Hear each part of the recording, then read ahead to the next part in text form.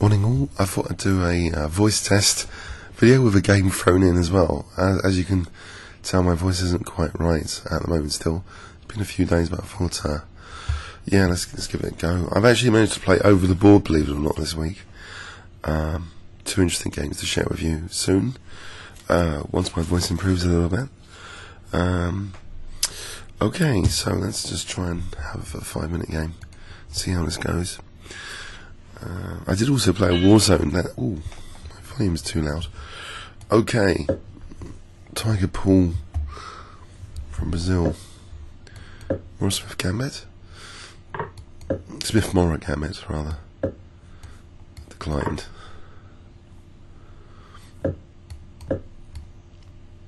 Okay.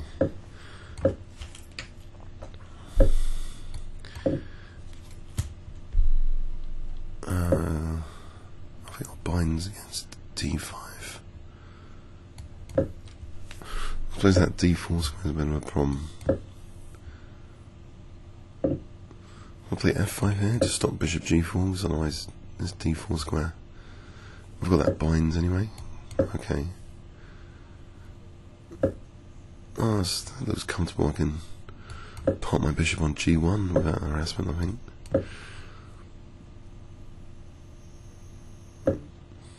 Okay, so C4 is the target. Queen B3 Knight A5, Queen B6. I don't want to lose C4 that easily. Queen E2 Knight A5 to B3. Rook AC1 Knight B3. Okay, I think I'll go here. Queen F. It's like G4.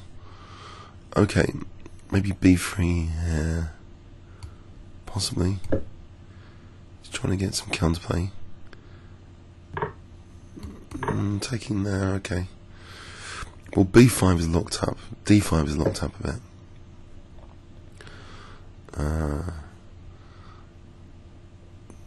Okay, let's put some more pressure on. If I play bishop G1 just to secure E4 a little bit more and avoid any problem with knight G4. I know I'm playing a sort of Carpovian bow constrictor game here. I'm experimenting actually with this style of playing longer games, just counterplay removal at the moment, and with some success, I think. Okay, so B5 would be the counterplay, in inverted commas. So I can maybe, how do I celebrate this position? Do I actually want to do something quite active? Okay, he's playing for B5 now. I can try and get this A file. Maybe this is against B5. I can try and get the A file.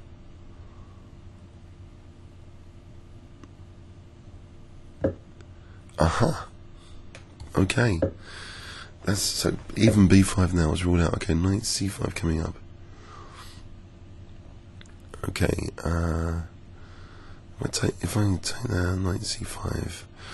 Alright, I think I have to do something active at some point. B3 is going to be vulnerable now.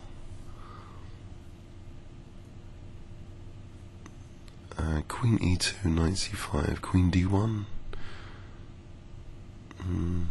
Have I just taken a knight B5? Okay. I think I'll take in a knight B5. Or knight D5. Got a shield B3.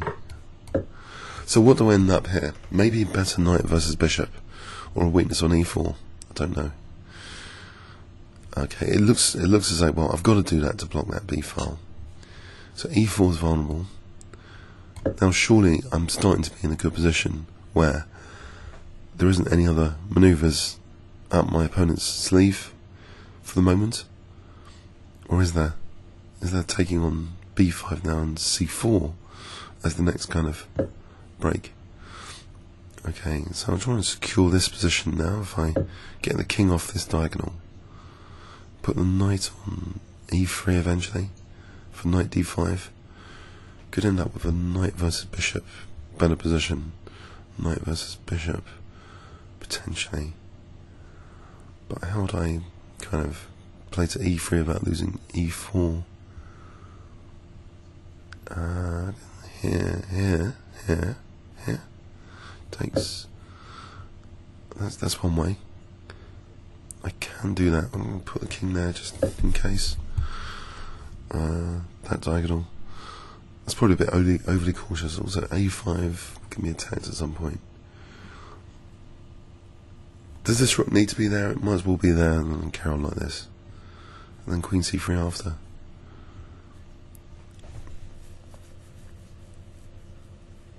I think it's quite a comfortable position. This idea of no counterplay is being fulfilled, but on the other hand, it gives a smaller window of opportunity to actually winning the game as well. Trying to stop counterplay is like stopping my own to some extent here anyway. But maybe it's like a form of negative chess rather than positive chess. You're going for the attack like Tau. Maybe it's more positive, like Trojan's like. He didn't lose much, that's the thing, I suppose. So maybe it's like style of play influencing your win, draw, loss statistics. Okay, now actually this c4, if I use c4 here, he's got d5. He's got d5.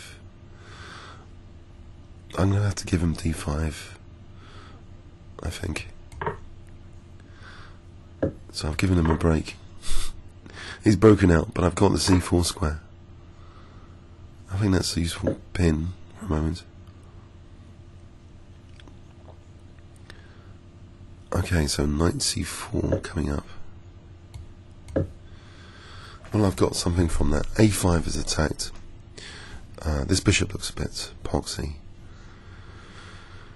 Maybe my rooks can swing here. It's g3. Oh, knight b6 would have won the exchange. Whoa, I think it's the last move. Knight b6. Getting the queens off.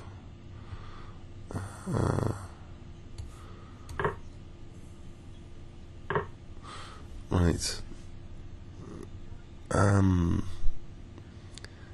Can I arrange? Okay, if I get this rook off. He's not going to allow that, is he? And it also gives him a strong pass pawn.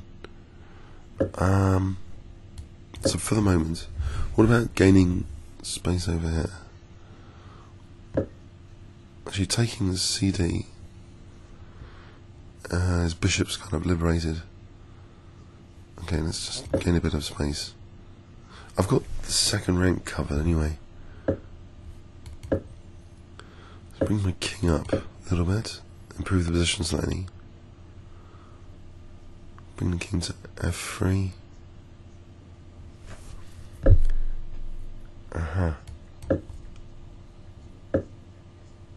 Okay. Well, my king's supporting e4, so.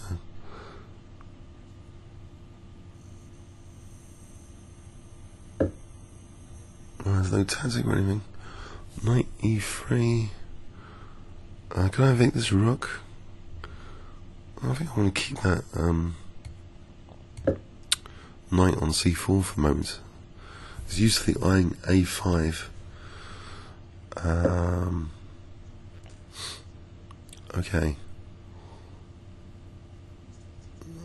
Okay, what do I want to do here? Reshuffle again. This guy.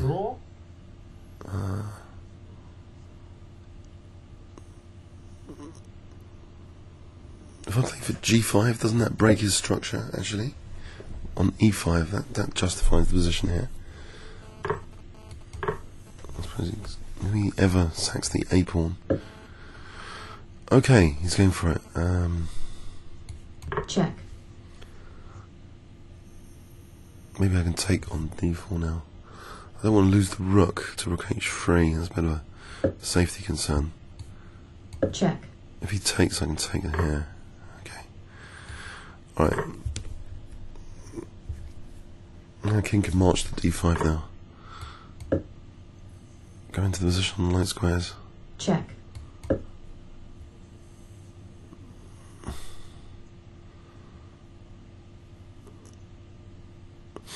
Check. Okay, I don't think I'm getting mated. I can take on c3. c5 here. Take on c5. Okay. I don't know how my voice will come out. I'm a bit blocked up as well in one ear. But yeah, I hope there was a bit of fun there. And yeah, it's been a while. I know it's a pretty low rate opponent compared to usual, but okay, I thought better do a test video. Comments or questions on YouTube. Thanks very much.